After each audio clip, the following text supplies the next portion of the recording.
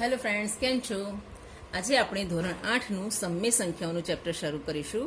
સમય સંખ્યાઓ પહેલાં આપણે એના પહેલાં જે સંખ્યાઓ વિશે જાણી ચૂક્યા છે તેને જરા ફરી યાદ કરી લઈએ. આપણે પ્રાકૃતિક સંખ્યા વિશે, જે ગણતરીની સંખ્યાઓ પણ કહેવાય છે, તેના વિશે શીખી ગયા છીએ. અહીં પ્રાકૃતિક સંખ્યાની ઓળખ માટે આપણે એક સમીકરણ લઈએ છીએ, x+2 = 13. અહીં સમીકરણનો ઉકેલ મેળવવા માટે આપણે 2 ને સામે લઈ જઈશું.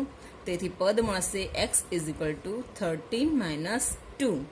આમ કરતાં xની વેલ્યુ આપણને 11 મળે છે, જે પ્રાકૃતિક સંખ્યાનો ઘટક છે. હવે 0નું અસ્તિત્વ આપણે જાણીશું. એના માટે એક સમીકરણ આપણે લીધેલું છે, x + 5 = 5. 5ને સામે લઈ જઈશું એટલે આપણને xની વેલ્યુ 0 મળશે, જે પૂર્ણ સંખ્યા છે. ત્યારબાદ બીજું એક સમીકરણ છે, x + 18 = 5. અહીં 18ને સામે લઈ જતા, જમણી બાજુ લઈ જતા તે બાદ થશે, એટલે પદ મળશે x = 5 - 18. આમ કરતાં આપણને xની વેલ્યુ મળે છે -13. અહીં જે પૂર્ણાંક મળ્યો છે એ ઋણ પૂર્ણાંક આપણને મળ્યો, જેના વિશે ગયા વર્ષે આપણે ભણી ચૂક્યા છીએ. ત્યારબાદ ચોથું સમીકરણ અહીંયા લીધેલું છે, 2x = 3. અહીં 2 એ x સાથે ગુણાયેલો છે, જેને સામે લઈ જશું ત્યારે તે ભાગાકારમાં જશે, તેથી xની વેલ્યુ આપણને મળશે 3/2. બીજું એક સમીકરણ છે, 5x + 7 = 0.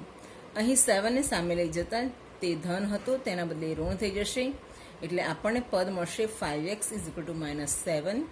એના પછીના પદમાં 5ને સામે લઈ જતા, જમણી બાજુ લઈ જતા તે ગુણાકારમાં છે, તે ભાગાકારમાં પહોંચી જશે, એટલે પદ મળશે x = -7/5. અને xની વેલ્યુ પણ આપણને મળે છે -7/5. અહીં ચોથા અને પાંચમા સમીકરણમાં જે પદ મળ્યા છે, જે જવાબ મળ્યા છે, તે પ્રાકૃતિક સંખ્યા પણ નથી, પૂર્ણ સંખ્યા પણ નથી, અને ઋણ પૂર્ણાંક કે ધન પૂર્ણાંક પણ નથી. પરંતુ આપણને અહીં જે સંખ્યા મળી છે તે સમય સંખ્યા છે. કેવી સંખ્યા છે? સમય સંખ્યા. આ સંખ્યાને જોતાં આપણને ખ્યાલ આવશે કે જે સંખ્યાઓને p/q સ્વરૂપે લખી શકાય તેવી સંખ્યાને સમય સંખ્યાઓ કહે છે. ફરી આપણે રિપીટ કરીશું. જે સંખ્યાઓને p/q સ્વરૂપે લખી શકાય તેવી સંખ્યાને સમય સંખ્યાઓ કહે છે. પણ અહીં બે બાબતો આપણે ધ્યાન રાખવાની છે કે p અને q બંને પૂર્ણાંક સંખ્યાઓ છે, અને સાથે બીજી ખાસ બાબત કે qની વેલ્યુ 0 નથી. કારણ કે જો qની વેલ્યુ 0 હોય તો આપણને અવ્યાખ્યાયિત પદ મળે, સમય સંખ્યા મળે નહીં. સમય સંખ્યાની વ્યાખ્યા વિશે આપણે શીખી ગયા. હવે આપણે એના કેટલાક ઉદાહરણ જોઈ લઈએ. -2/3, 6/7, 0, -2, 4, એમ અનંત સુધી અસંખ્ય આપણને સમય સંખ્યાઓ પ્રાપ્ત થાય છે. અહીં -2ના છેદમાં, 4ના છેદમાં અને 0ના છેદમાં આપણને કોઈ પદ એટલે કે q સ્વરૂપે કોઈ પદ દેખાતું નથી, પરંતુ અહીં આપણે qની જગ્યાએ 1 ધારવાના રહેશે. તેથી આ સંખ્યા પણ p/q સ્વરૂપે કહી શકાય. હવે આપણે સમય સંખ્યાના ગુણધર્મોની ચર્ચા કરીશું. ગુણધર્મો પૈકી સૌથી પહેલાં આપણે સંવૃત્તાનો ગુણધર્મ જોઈએ. તો સંવૃત્તાના ગુણધર્મની ચકાસણી આપણે પૂર્ણ સંખ્યાઓ ઉપર, પૂર્ણાંક સંખ્યાઓ ઉપર અને સમય સંખ્યાઓ ઉપર કરીશું. પૂર્ણ સંખ્યાઓની સંવૃત્તાની ચકાસણી માટે આપણે સરવાળો, બાદબાકી, ગુણાકાર, ભાગાકાર એમ જુદી જુદી ક્રિયાઓ કરીશું, જેના એક્ઝામ્પલ અહીં આપેલા છે. ચાલો આપણે સમજીએ. અહીં બે પૂર્ણ સંખ્યાઓ લીધેલી છે. એક છે 0 અને બીજી છે 5. 0 + 5 = 5, એટલે એના જવાબ સ્વરૂપે જે આપણને મળ્યો છે એ પણ એક પૂર્ણ સંખ્યા પ્રાપ્ત થઈ. અહીં બંને પૂર્ણ સંખ્યાઓ છે, તેનો સરવાળો કરતાં મળતો જવાબ પણ પૂર્ણ સંખ્યા મળે. તેથી કહી શકાય કે પૂર્ણ સંખ્યાઓ એ સરવાળાની ક્રિયા માટે સંવૃત્ત છે. અને સાર્વત્રિક રીતે પણ જોઈએ તો કોઈ પણ બે પૂર્ણ સંખ્યા a અને b માટે a + b પૂર્ણ સંખ્યા મળે છે, તેના આધારે આપણે તારવી શકીએ કે સરવાળાની ક્રિયા માટે પૂર્ણ સંખ્યાઓ સંવૃત્ત છે. બીજી ક્રિયા આપણે કરીશું બાદબાકીની. બાદબાકીની ક્રિયા માટે ફરી પાછા આપણે બે પૂર્ણ સંખ્યાઓ લઈશું. અહીં 5 - 7 કરીશું એટલે આપણને મળશે -2, પણ -2 એ પૂર્ણ સંખ્યા નથી. તો આપણે કહી શકીએ કે બાદબાકીની ક્રિયા માટે પૂર્ણ સંખ્યાઓ સંવૃત્ત નથી. ત્યારબાદ આપણે ગુણાકાર વિશે વિચારીએ તો બે પૂર્ણ સંખ્યાઓનો ગુણાકાર જો પૂર્ણ સંખ્યા મળે તો તે સંવૃત્ત છે તેમ કહીશું, અને જો પૂર્ણ સંખ્યા ન મળે તો તે સંવૃત્ત ન કહેવાય. અહીં 0 × 3 કરતાં આપણને 0 મળે છે, એટલે કે બે પૂર્ણ સંખ્યાઓનો ગુણાકાર કરતાં આપણને પૂર્ણ સંખ્યા જ મળે છે. સાર્વત્રિક રીતે a અને b જો કોઈ બે પૂર્ણ સંખ્યાઓ હોય તો તેનો ગુણાકાર ab પણ પૂર્ણ સંખ્યા મળે. તેથી કહી શકાય કે ગુણાકારની ક્રિયા માટે પૂર્ણ સંખ્યાઓ સંવૃત્ત છે. ત્યારબાદ આપણે ભાગાકારની ક્રિયા કરીશું. અહીં બે પૂર્ણ સંખ્યાઓનો ભાગાકાર કરીએ. ભાગાકાર કરતાં આપણને 5/8 એમ કરતાં 5 અષ્ટાંશ મળે છે, પરંતુ તે પૂર્ણ સંખ્યા નથી. 5 અષ્ટાંશ જે મળે છે, 5 અષ્ટાંશ જે મળે છે તે પૂર્ણ સંખ્યા નથી. તેથી કહી શકાય કે ભાગાકારની ક્રિયા માટે પૂર્ણ સંખ્યાઓ સંવૃત્ત નથી.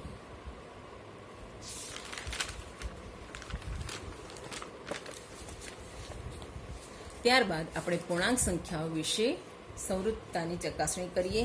તેના માટે પણ આપણે સરવાળો, બાદબાકી, ગુણાકાર અને ભાગાકારની ક્રિયાઓને ધ્યાનમાં લઈશું. અહીં બે પૂર્ણાંક સંખ્યાઓ લીધેલી છે, -6 + 5. અહીં એક ઋણ અને એક ધન પૂર્ણાંક સંખ્યા લીધેલી છે, એટલે આપણને મળે છે -1, અને મળતો જવાબ પણ પૂર્ણાંક સંખ્યા છે. બીજું એક્ઝામ્પલ લઈએ જેમાં બંને ઋણ પૂર્ણાંક લીધેલા છે, -7 + -5. એનો સરવાળો કરતાં આપણને -12 મળે છે, તો એ પણ પૂર્ણાંક સંખ્યા પ્રાપ્ત થાય છે. બીજું એક એક્ઝામ્પલ અહીંયા લીધેલું છે, -8 + 3 = -5. એ પણ પૂર્ણાંક સંખ્યા પ્રાપ્ત થઈ. અને બે ધન પૂર્ણાંકોનો સરવાળો કરતાં પણ આપણને પૂર્ણાંક સંખ્યા જ મળે છે. તેથી સાર્વત્રિક રીતે કહી શકાય કે બે પૂર્ણાંકો a અને b માટે a + b એ પૂર્ણાંક સંખ્યા છે. a + b એ પૂર્ણાંક સંખ્યા છે. તેથી કહી શકાય કે સરવાળાની ક્રિયા માટે પૂર્ણાંક સંખ્યાઓ સંવૃત્ત છે. હવે આપણે બાદબાકીની ક્રિયા માટે આ ચકાસીશું. અહીં બે પૂર્ણાંક સંખ્યાઓ લીધેલી છે અને તેની બાદબાકી કરી છે. 7 - 5 = 2 એ પૂર્ણાંક સંખ્યા છે.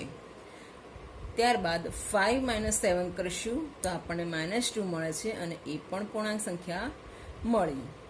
-6 - 8 કરતાં આપણને -14 મળ્યા, જે પૂર્ણાંક સંખ્યા છે. અને એ જ રીતે -6 - -8 કરતાં આપણને આન્સરમાં 2 મળે છે, તો ફરી પાછું આપણને પૂર્ણાંક સંખ્યા જ મળી. આમ સામાન્ય રીતે કોઈ પણ બે પૂર્ણાંકો a અને b માટે a - b પૂર્ણાંક મળે છે, તથા b - a પણ પૂર્ણાંક સંખ્યા જ મળે છે. તેથી કહી શકાય કે બાદબાકીની ક્રિયા માટે પૂર્ણાંક સંખ્યાઓ સંવૃત્ત છે. આગળ વધીએ, ગુણાકારની ક્રિયા વિશે વિચારીશું. અહીં બે પૂર્ણાંક સંખ્યાનો ગુણાકાર કરીશું. બે ધન પૂર્ણાંકો લીધા છે આપણે પહેલાં. 5 × 8 = 40 પૂર્ણાંક સંખ્યા. -5 × 8 = -40 એ પણ પૂર્ણાંક સંખ્યા મળે છે. અને બંને ઋણ પૂર્ણાંકોનો ગુણાકાર કરીશું. -5 × -8 = 40 એ પણ આપણને પૂર્ણાંક સંખ્યા મળે. તેથી કહી શકાય કે ગુણાકારની ક્રિયા માટે પૂર્ણાંક સંખ્યાઓ સંવૃત્ત છે. હવે ભાગાકારની ક્રિયામાં જોઈએ. અહીં 5/8 કરતાં જે પૂર્ણાંક મળે છે, જે સંખ્યા મળે છે એ પૂર્ણાંક સંખ્યા નથી. તેથી કહી શકાય કે ભાગાકારની ક્રિયા માટે પૂર્ણાંક સંખ્યાઓ સંવૃત્ત નથી. પૂર્ણાંક સંખ્યાઓની ચર્ચા આપણે કરી ચૂક્યા. હવે આપણે આ જ ગુણધર્મ સમય સંખ્યા માટે વિચારીશું. સમય સંખ્યાઓની આપણે ચર્ચા કરીએ. તેમાં પણ આ જ 4 ક્રિયાઓ, સરવાળો, બાદબાકી, ગુણાકાર અને ભાગાકાર વિશે વિચારીશું. અહીં બે સમય સંખ્યાઓ લઈને તેનો સરવાળો કરેલ છે. પહેલી સમય સંખ્યા છે 3/2, એમાં -5/7 ઉમેરેલા છે. 3/8 પ્લસ -5/7. જ્યારે આ રીતનો સરવાળો કરવાનો હોય, સમય સંખ્યાનો સરવાળો કરવાનો હોય, ત્યારે તમારે લસા લેવો જરૂરી છે. અહીં આપણે લસા આપણને મળશે 56 અને ઉપરનું પદ મળશે 21 પ્લસ -14. -14 અને 20 એનો સરવાળો કરતાં આપણને -19 મળશે. -19 અને છેદમાં 56 એટલે આપણને એક સમય સંખ્યા મળી. તે જ રીતે બીજું ઉદાહરણ આપણે લઈએ. -3/8 પ્લસ -4/5. અહીં આપણને લસા મળશે 40 અને ઉપરનું પદ મળશે -15 પ્લસ -32. આ બંને પૂર્ણાંકોનો સરવાળો કરતાં, બંને પદોનો સરવાળો કરતાં આપણને -47 અંશમાં મળે છે અને છેદમાં 40 છે. તો આમ કરતાં પણ આપણને સમય સંખ્યા મળી. બે ધન સમય સંખ્યાઓનો સરવાળો અહીં કરેલો છે. 4/7 પ્લસ 6/11, જેમાં લસા મળશે આપણને 77 અને અંશમાં પદ મળશે આપણને 44 પ્લસ 42. અંશનું પદ થઈ જશે 86 અને છેદમાં 77 એટલે આપણી સમય સંખ્યા મળશે 86/77. સાર્વત્રિક રીતે આના આધારે આપણે કહી શકીએ કે બે સમય સંખ્યાઓ a અને b માટે a પ્લસ b પણ સમય સંખ્યા મળે છે. અને આ જ સંપૂર્ણ પ્રક્રિયાના આધારે તારણ મળશે કે સરવાળાની ક્રિયા માટે સમય સંખ્યાઓ સમૃદ્ધ છે.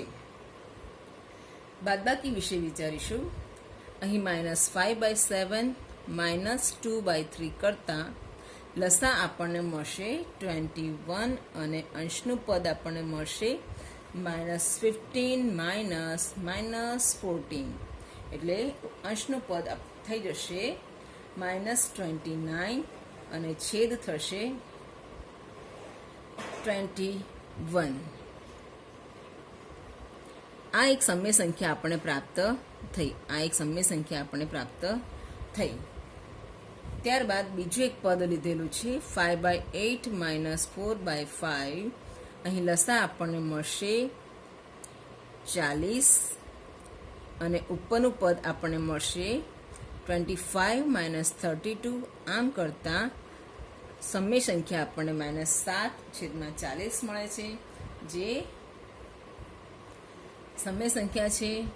ત્યારબાદ ત્રીજું એક પદ લઈશું 3/7 -8/5. અહીંયા લસા મળશે 35 અને અંશનું પદ મળશે 15 -56 એટલે આપણું પદ થશે 15. આ માઇનસ પ્લસ કરતાં 56 થશે અને છેદમાં તો 35 છે જ એટલે આપણને પદ મળશે 71/35. 71/35. આ પણ એક સમય સંખ્યા આપણને મળી. તેથી કહી શકીશું કે બે સમય સંખ્યાઓ a અને b માટે a - b પણ સમય સંખ્યા મળે છે. તેથી બાદબાકીની ક્રિયા માટે સમય સંખ્યાઓ સમૃદ્ધતા ધરાવે છે. ગુણાકારની ક્રિયાઓ વિશે વિચારીશું. અહીં બે સમય સંખ્યાનો આપણે ગુણાકાર કરીશું.